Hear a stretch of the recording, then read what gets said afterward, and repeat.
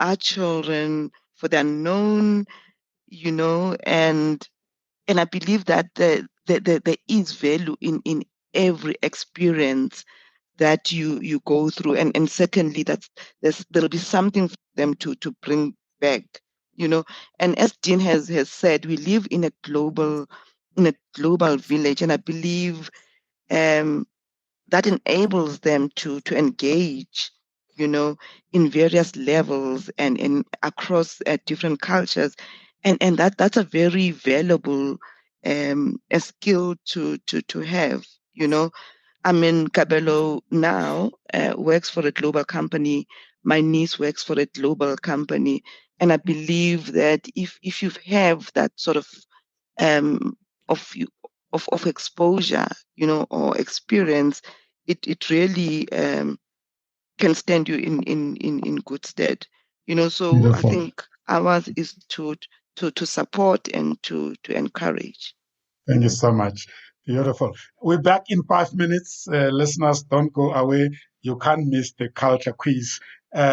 Enjoy the music in the meantime. We will be back in 5 minutes. Colleagues, stay in the studio as we take a short break from the platform with the listeners.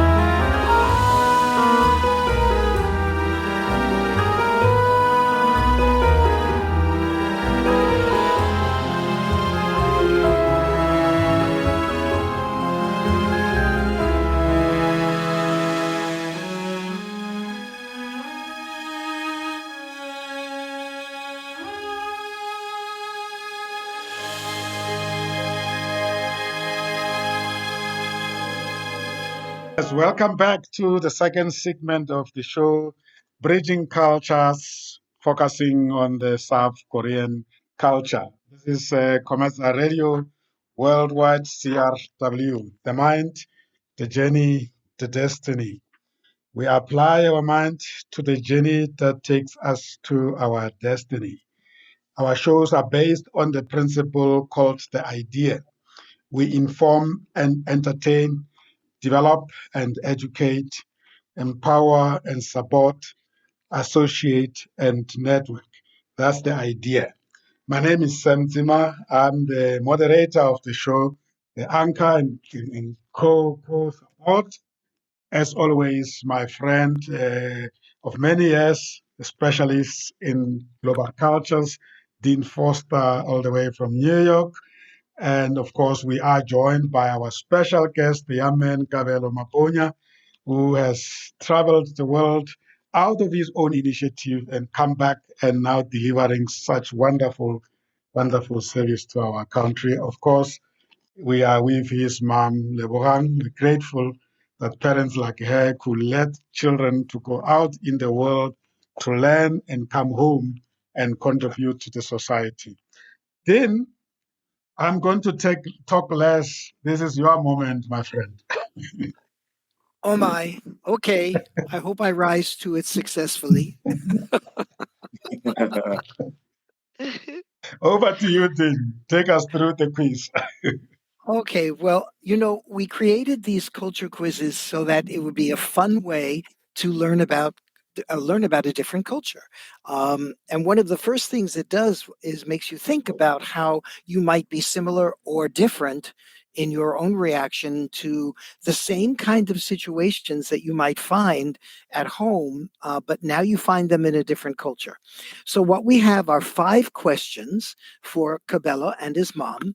And let's see if we can get the right answers. These 5 questions have to do with Korea and, of course, South Korea, working in South Korean culture. So I think the plan, Sam, if I'm right, is I'm going to read the question, and then we'll give Cabela and Lebrahang some time to think about the answer that they think is correct. And the answers can be A, B, C, or D. And I'll read the choices. And they can ask the listeners to help them by posting into the WhatsApp group what they think the answers are. And I'm watching. And those who are not in our WhatsApp group, they can do that by using the WhatsApp number +27630895949. I repeat, +27630895949. Please don't call that number. Just send your comments. And those who are on our WhatsApp group for this show, please post it in your WhatsApp group. Over to you, Dean. Sorry, Dean. Okay. Before we start, can I just have a little quick pep talk with my mother there? Yes. Yeah. Let me tell you, we're going to do great. It's multiple choice. One of the correct answers are there. We just have to find it. That's right. It's A, Definitely. B, Will A, do. B, C, or D, multiple choice. And you remember back in school, if you didn't know the answer, if you didn't know which one was correct, you always had a good shot at getting the right answer if you choose C. See. But of course, Dean, you know yeah. how we did it in our time. You just closed your eyes and you circled. You just like moved your pen to the one that's and where it lands, that would be your answer. Okay, whatever works for you, whatever works for you. But you are all winners in my eyes, so we'll have some fun with this, whether you're right or wrong. I know that you're trying hard.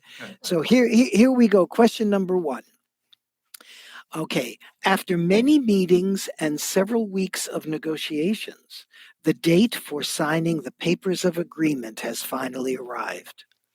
This is a very exciting moment for both you and your company and the Korean company with whom you will now be partnering. As the representatives from both teams look on, you and your Korean colleagues sit down at the table as the final documents are presented for your signatures.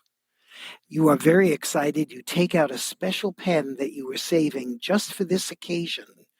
And knowing that red is an especially important color in Asia, you sign your name in bright red ink.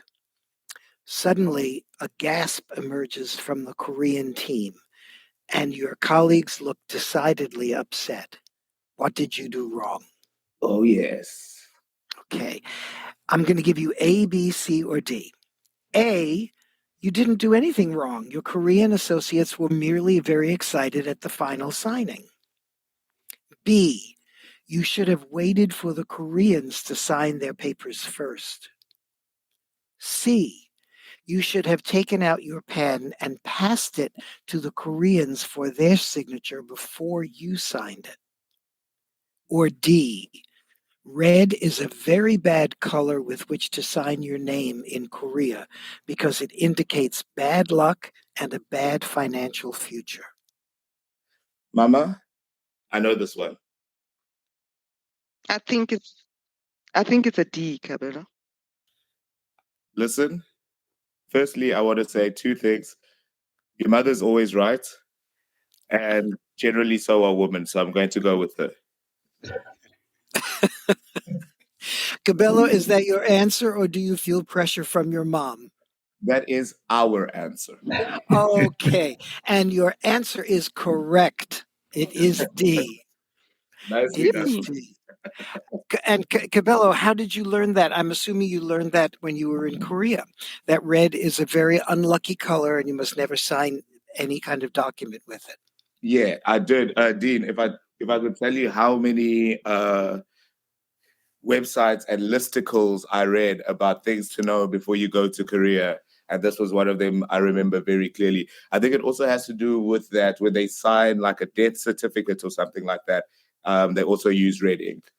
Yeah, and red ink is also what you don't want when you're doing business because it usually means bankruptcy or the red ink column versus the black column when you do your financials. It's interesting too because red is a very popular color throughout Asia. When you go to China, for example, and in Japan, and in other circumstances in Korea, red is used as a celebratory color. It stands for health. It stands for good luck. But in Korea, particularly, you do not sign documents in red ink. This is the one situation where it is not lucky at all. Mm. Yep. Okay, very good. So far, you're getting 100% correct. Are you ready for number 2? Yes. Okay. Yes, This one, this one's a little bit more complicated, actually. So here's the situation. An international assignment in your company is a route to a leadership position, and you are very happy to be offered this assignment in Korea, given your relative young age. Cabello, this may sound familiar to you. However, things have not been going as well as you'd hoped for since you began your assignment in Busan 6 weeks ago. To justify the company's faith in you, you have been trying to advance your best ideas, but you feel isolated most of the time by members of the Korean team. Worse, the harder you work at advancing your ideas, the less accessible your Korean boss, Mr. Kim, a significantly older gentleman, appears to be. In a rush one day, for example, to make a project deadline, you speed through the office corridor, rushing past Mr. Kim as he walked to his office. Later that day, a Korean colleague mentioned that Mr. Kim was worried about your ability to succeed in Korea.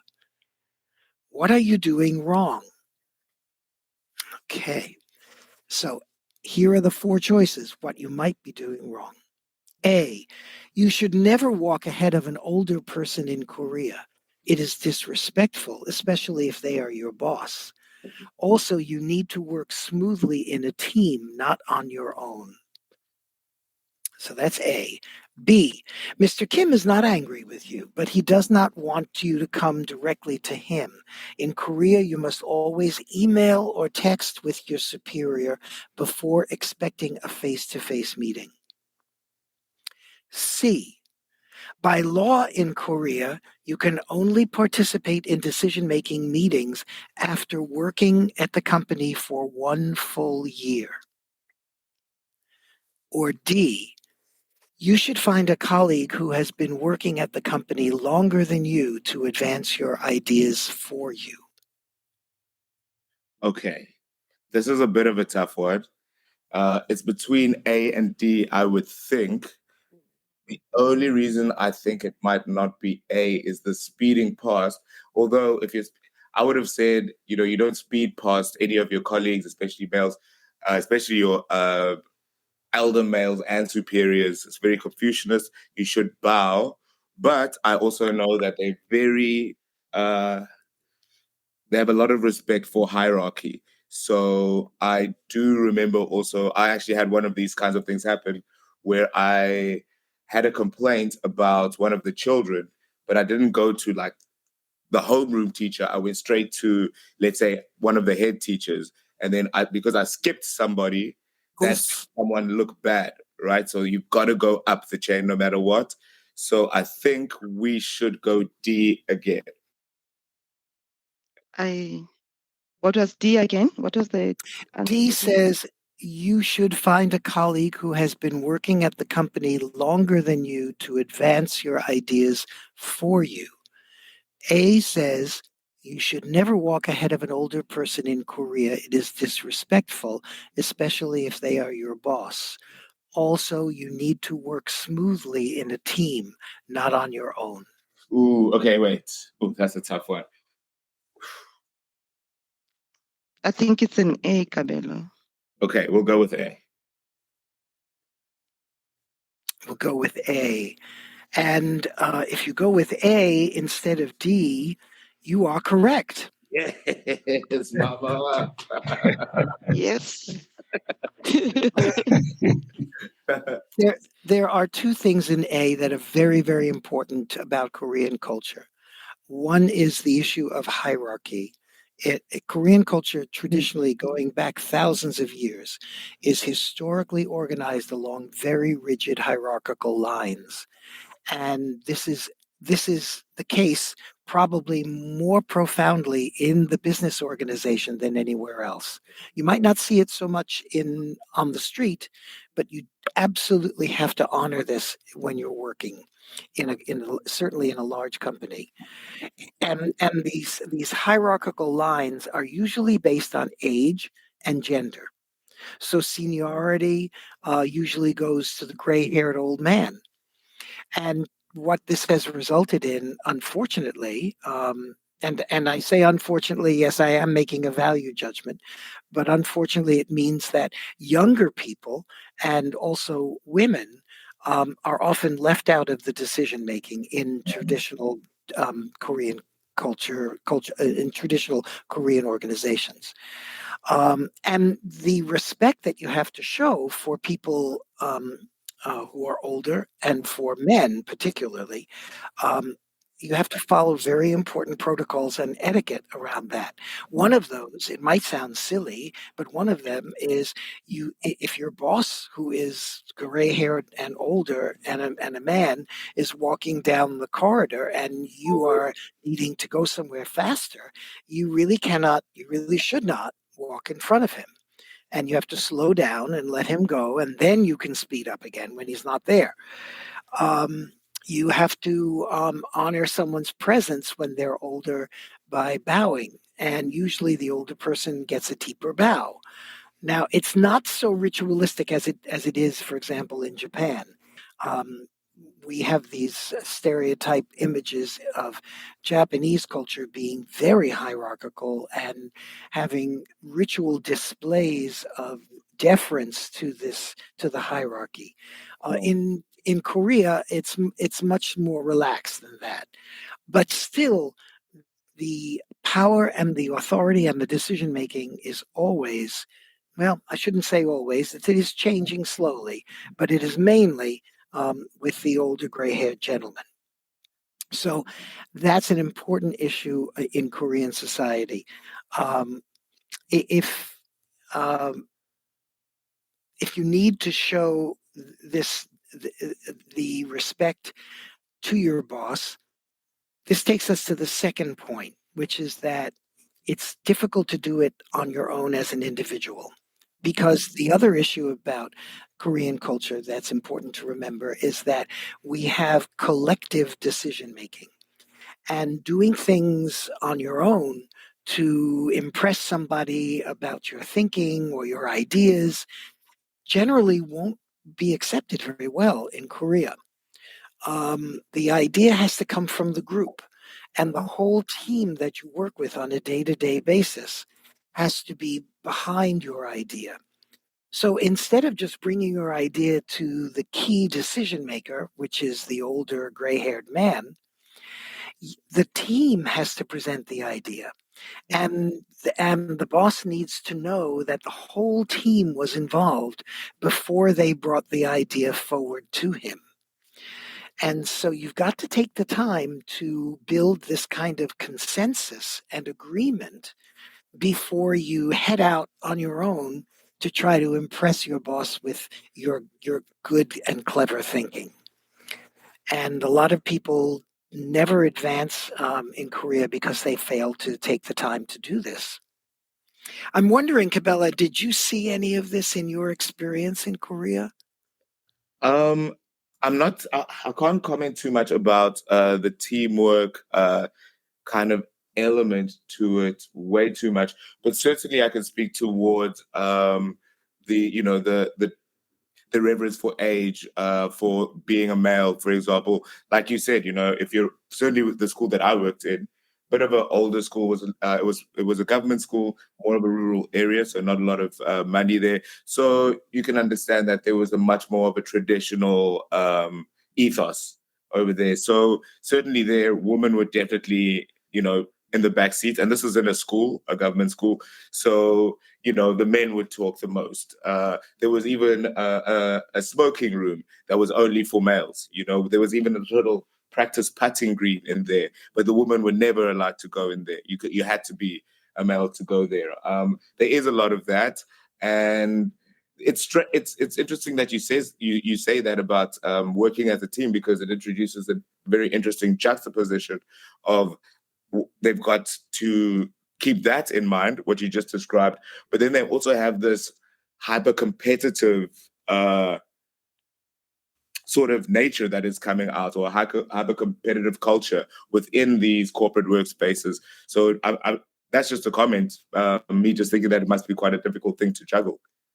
Yeah, it is a very difficult thing, and it burns a lot of Koreans out. It just burns them out because 100%. they're constantly having to juxtapose those two needs. And you're absolutely right to identify the other one, and I'd like to comment on it. The hyperactivity.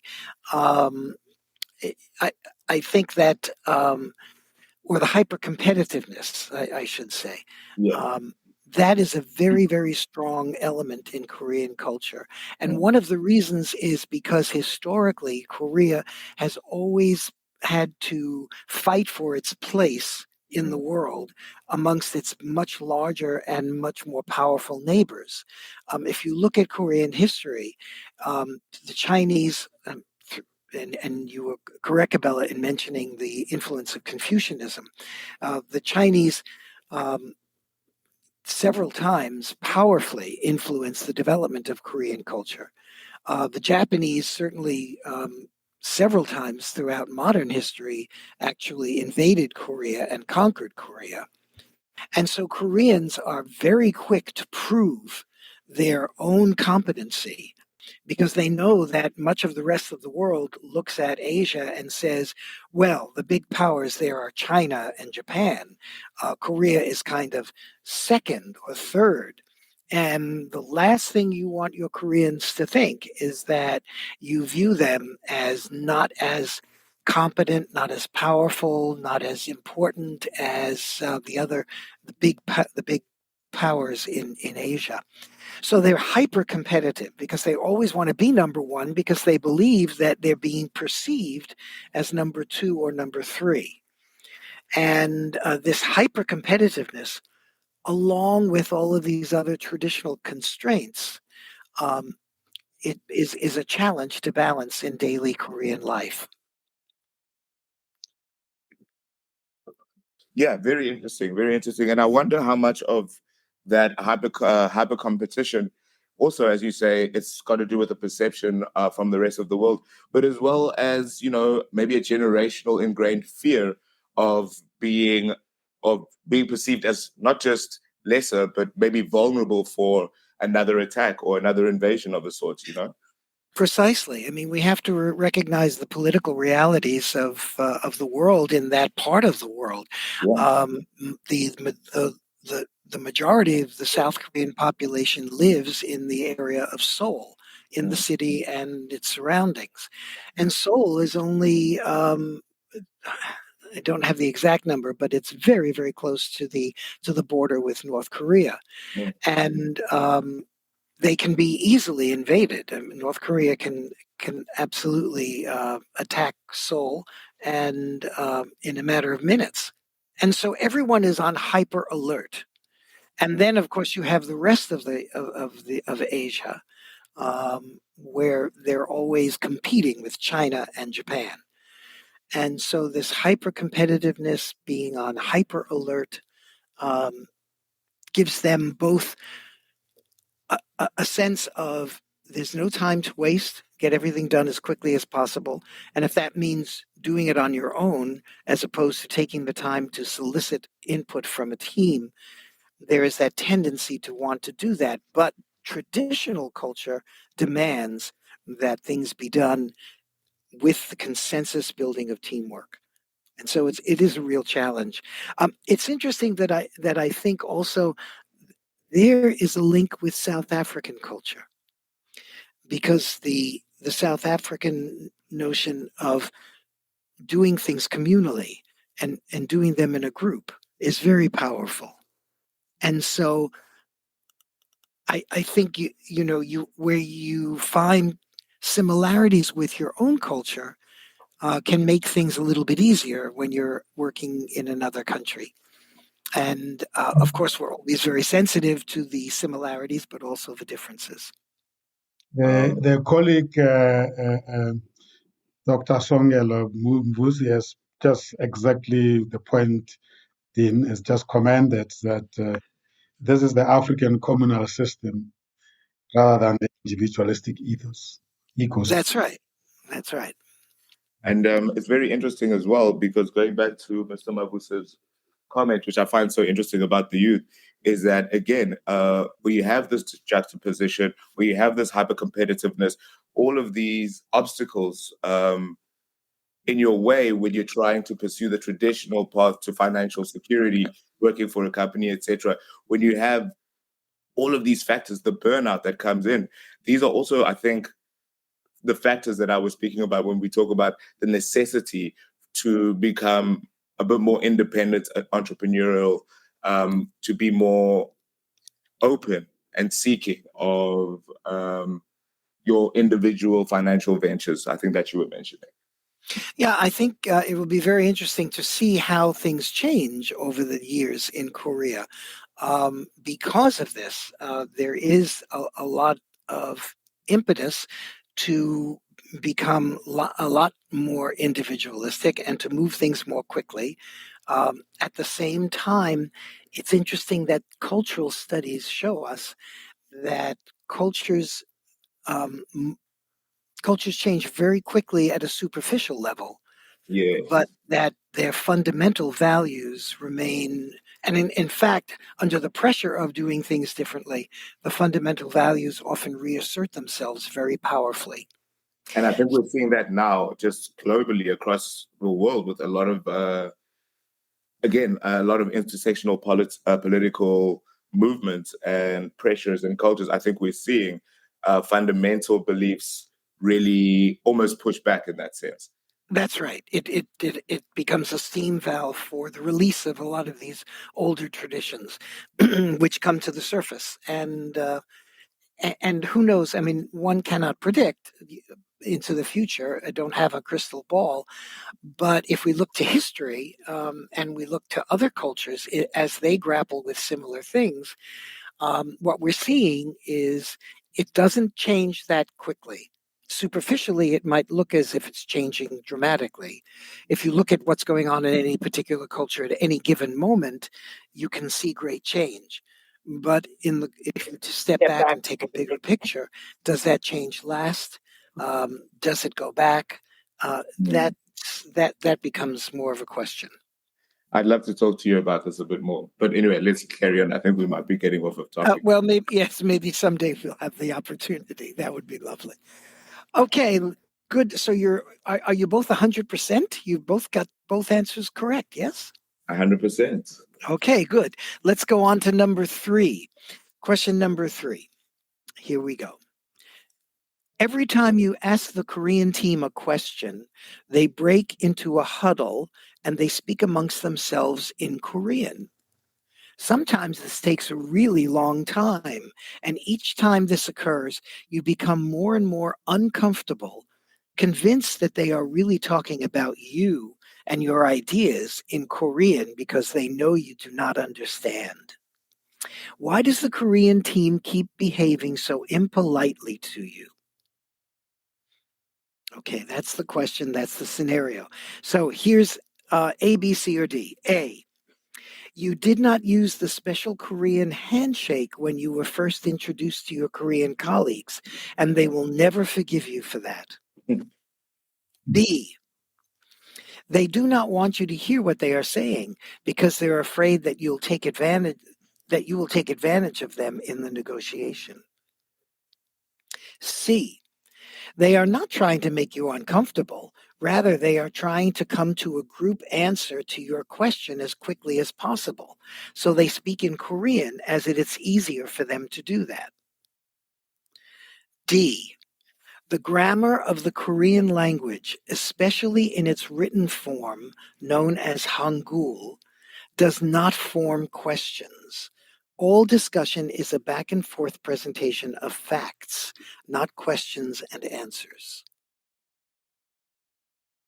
Ooh, Okay. Mama, that's a tough one. But I think Yeah. I didn't get the D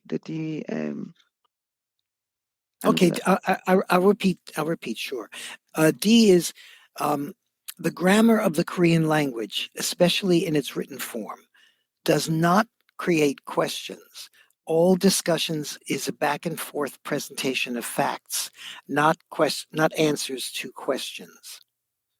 Okay. That is such a well-written option. That. Yeah. Yeah. What is your initial answer there? Do you want me to read A, B, and C again? My initial. Your initial? No, I think I've got those. Yeah. So my answer would be C. Cool. Having heard what Dean said about the culture of consensus in decision making. I agree with you. Okay. Luisa says it's D, and Mbusi says it's C. So we have got 3 options. Yeah, I'm thinking C. Just We have 2 I'll tell options. you what, if we didn't have the last question and the discussion before this question, I would have gone D, but I think we should go C. Okay. And the answer is C. Absolutely correct. Excellent. Nice one, Ma. Yeah.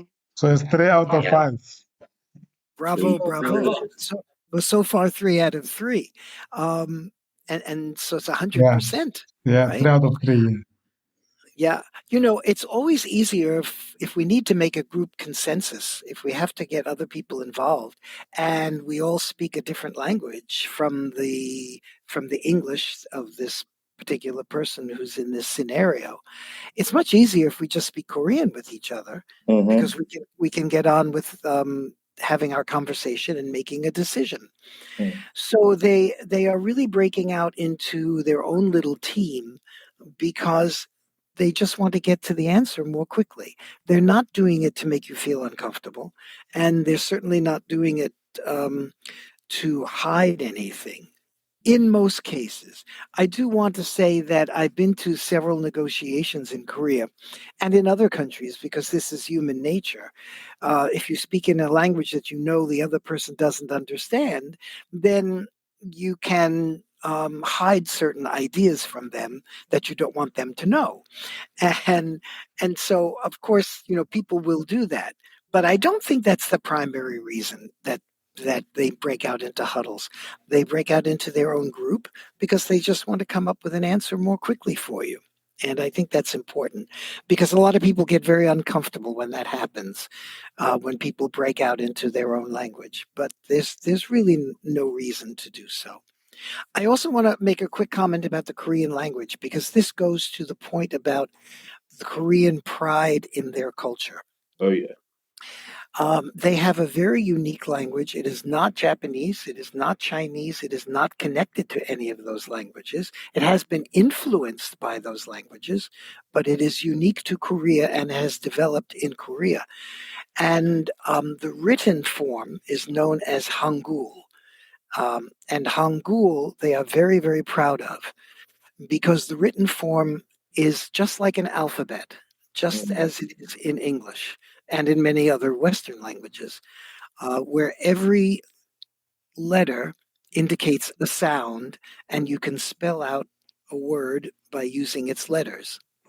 And that is very different from the written language in China or Japan, because in both China and Japan, we use the written symbols not as letters, but as concepts. And in Korea, the written symbols are letters that spell out words, which is really an example of the unified nature of the Korean society. Because we are all Korean, 99% of the people in Korea are Korean. And so they were able to communicate with each other in a much more efficient written way by using actually an alphabet. They're extremely proud of this development. and they see it as something that is far advanced from the Chinese or the Japanese script, which has to have thousands of different characters in order to be able to write a word, or in order to write a communication. So they're very, very proud of it, and it's just one more example of Korean pride, which they want you to respect. Can I give you a couple more facts about what makes it even more unique, that language? The first is that you're very right in saying that the letters represent sounds and they don't represent concepts. That is, something being alphabetical versus it being pictographical. So the Japanese and the Chinese have pictographics, whereas like English and the Koreans have alphabets. So, for example, to give you an idea of a concept versus a word, if you have, let's say, you make the top part of a triangle, kind of, right? The top part of a triangle in in Chinese, it just means house. Then you have a certain kind of a square that you can draw, and that means pig, which is a very big part of Chinese culture. But if you put that little that square over, under that symbol for house, that changes the meaning to home, right? Because you have these two cultural concepts coming together, Right. and that's a difference between how English and our stuff, and Korean and something like Japanese. Another really interesting thing about it is that it was created by one man. His name was King Sejong, and they love him for it. Like one person, because everyone in Korea was illiterate after the Japanese invasion, and the only way to really uplift your people is to teach them how to read. And he was very scientific about the way he created this. And what is so interesting about it, and I swear this is 100% true, is I don't understand Korean, but I know how to read it, which is a very interesting thing because it is so simple to learn. I could teach everybody listening here how to learn Korean with a moderate amount of effort in 2 days, right? I learned how to read it in 3 days when I moved over there, and I wasn't even trying that hard. So Right. you can see how much thought he went into creating this language, which is almost like a mathematical equation more than a language. It's very interesting. But yeah, That's right. You can learn to read the symbols very quickly, but you might not know what they mean when you say them. 100%. Right. Yeah. Lovely. Thank you for that explanation, Cabela. Okay, well, we're on a roll. We have 3 out of 3. Let's go to question number 4. Here we go.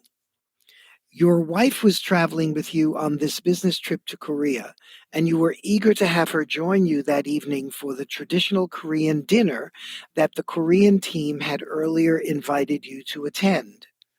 How surprising it was, therefore, when you and your wife showed up at the restaurant, that there was a strange and awkward silence when you introduced her to the leader of the Korean team. Did you do something wrong? And here are the answers: A, B, C, and D. Here's A. Yes, you did do something wrong. You should not have brought your wife to the dinner.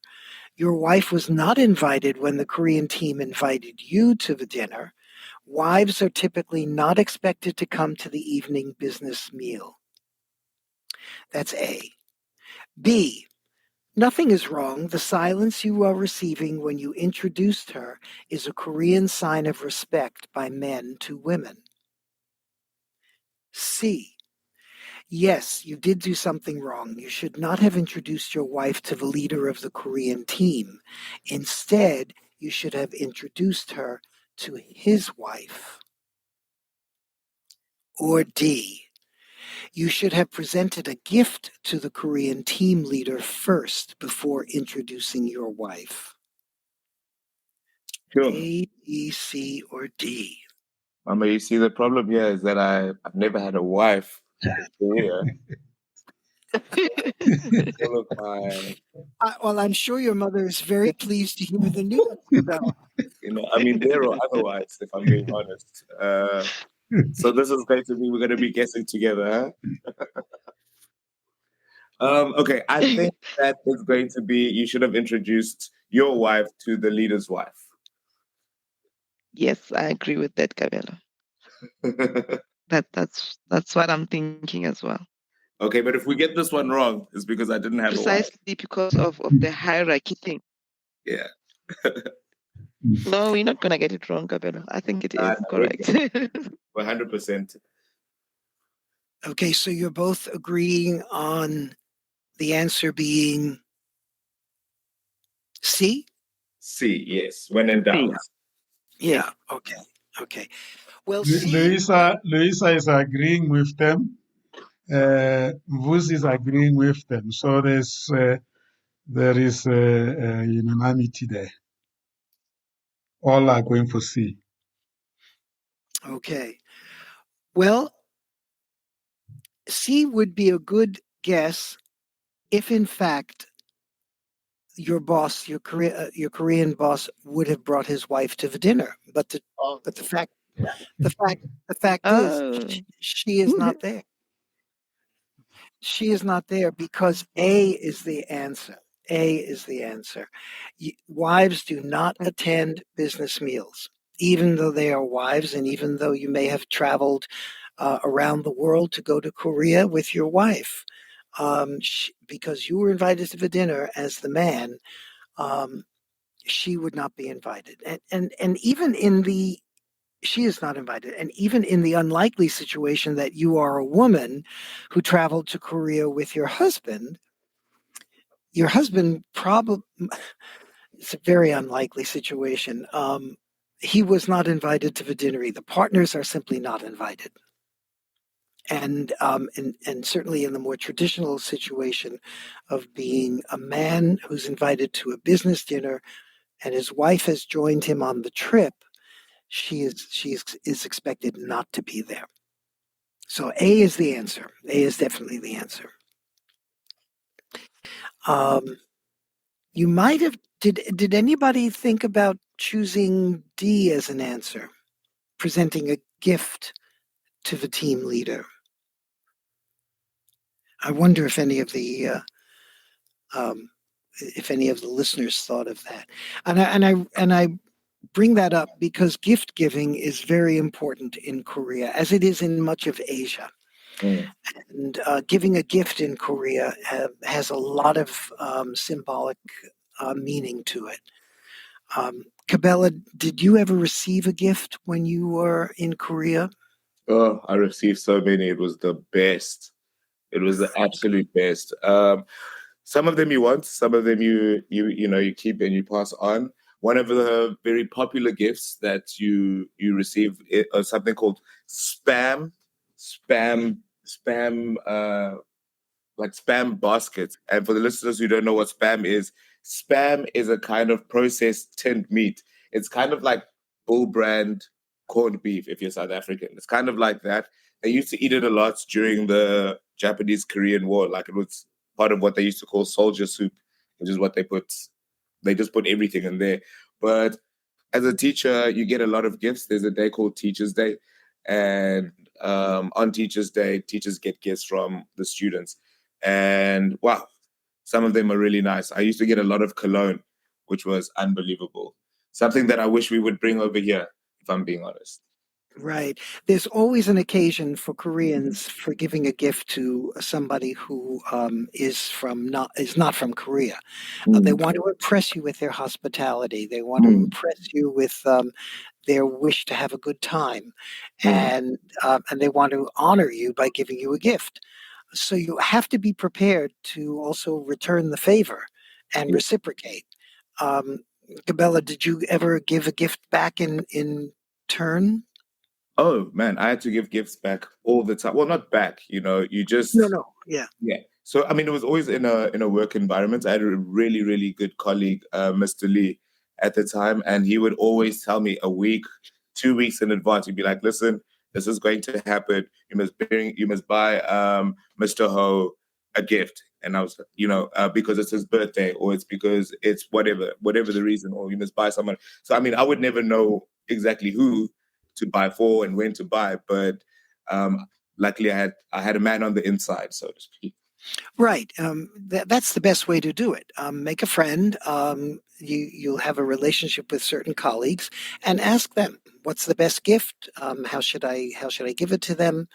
And very much like the rest of Asia, when you give and receive a gift, you give it with two hands, Mhm. and it's often wrapped. Never give an unwrapped gift. Always wrap it in most cases. And sometimes it's nice to accept a gift and then put it aside without opening it. And if the Koreans want you to open it, they'll tell you, please open it now, and then you can open it. But if you put it aside, it indicates that you're giving it special respect and that you'll open it privately on your own. It's also a way to save face so that the Koreans don't feel bad if they see disappointment on your face when you open the gift. So I think that's also partly another reason.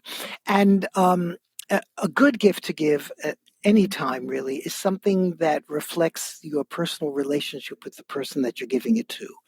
So something that's difficult to get in Korea that reflects the fact that you were there, and that you honor their friendship or professional relationship is a good gift. For example, maybe something unique from South Africa that would be very difficult to get in Korea is something that they might appreciate having, and they would remember you as the one who gave them that.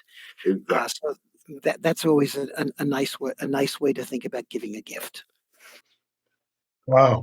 Then let's handle question 5 in 5 minutes. Okay, the last question, the final question, and number 5 is: when Mr. Pack asked you to talk a little bit about your work and your company's plans, you didn't expect to also answer questions about your personal life and background. But the questions were posed very politely, and Mr. Pack seemed genuinely interested in finding out all he could about you. After one of your answers, instead of responding, Mr. Pack smiled and he leaned forward in his seat and he silently peered deeply into your eyes. You found this extremely uncomfortable, and after several seconds, you started chatting again, but very nervously. What was that about? You wondered to yourself. Okay, and here are the answers: A, B, C, or D. A. Mr. Pack probably sensed that you were not comfortable with his questions, so he stopped asking questions. B. Since Koreans are very friendly, Mr. Pack expected stop. Sorry, Mr. Pack stopped talking so you could ask him similar type questions in return. C. Mr. Pack was probably unhappy with the answer you gave to his last question, so it didn't matter how you answered any of his remaining questions after that. Mr. Pack paused in order to gather information silently from your body language instead of talking, a very common style in Korea. Mm. Sorry, can we have those one more time? That's a tough one. Sure. So the situation is that Mr. It's Pack a very was tough one. talking about personal things, and then he stopped talking and just looked very deeply into your eyes in silence. A, B, C, or D. A. Mr. Pack probably sensed that you were not comfortable with his questions, so he stopped asking them. B. Since Koreans are very friendly, Mr. Pack expected you to ask him similar type questions in return. C.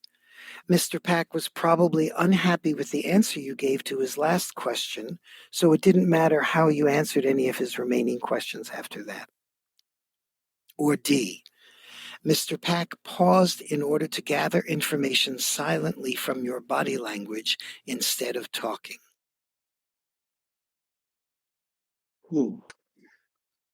I think either A or B. I think it's a D, the body language. Okay, I'm happy with that. Are you both in agreement, or A and D, or which is the Uh, one? I think we're going to go with what my mother said, which is already the correct answer. With D. Yeah. Well, you could, you could have different answers. It's okay. You don't have to agree with each other. Uh,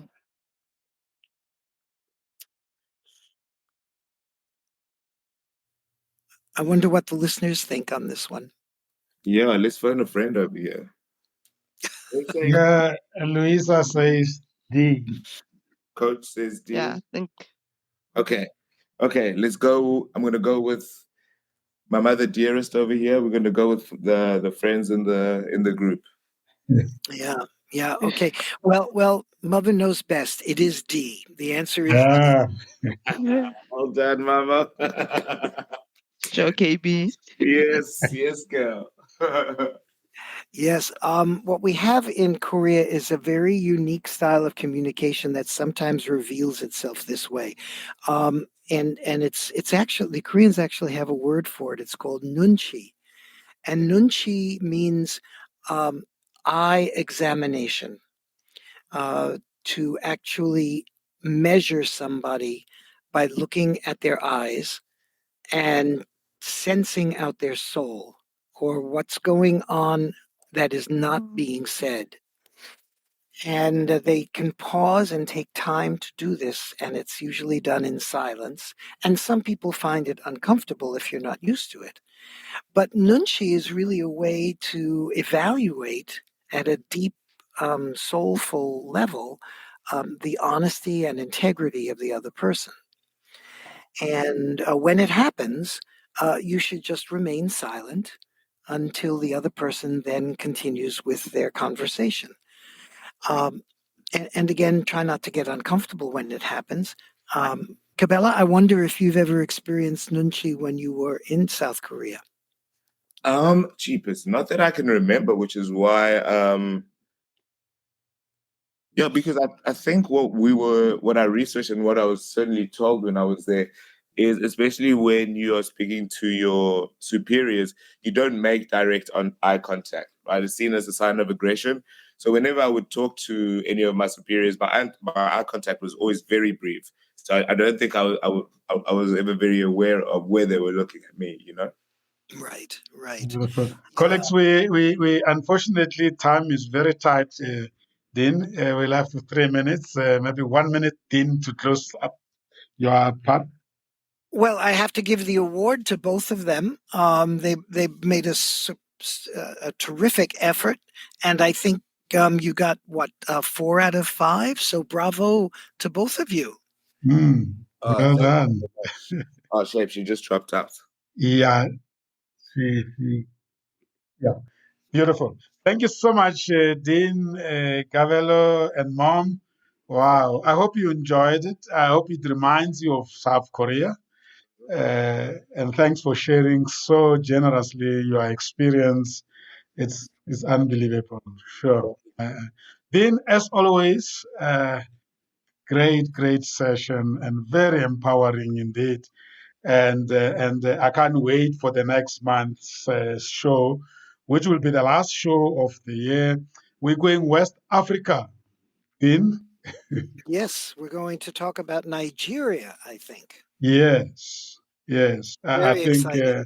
Nigeria and South Africa have a very close relationship from a business point of view, but also there's so many Nigerians in South Africa for various reasons, and I think we all have our own perceptions about that culture. I worked in that country during my Motorola days.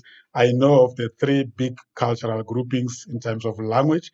I'm looking forward to hear what then it's going to be the national culture of Nigeria that you're going to share with us. I hope we get one South African that lives in Nigeria or lived in Nigeria. We will find one. That would be great. Yes. Beautiful. Thank you so much, colleagues, friends, ladies and gentlemen. That was our Bridging Cultures, and it was on South Korean culture with our guests, special guest, Kavelo Maponya and his mom, Lebohang Misacho, and of course, Dean Foster. All the best in New York. Dean, you still have the afternoon to cope with. I hope it's a good one.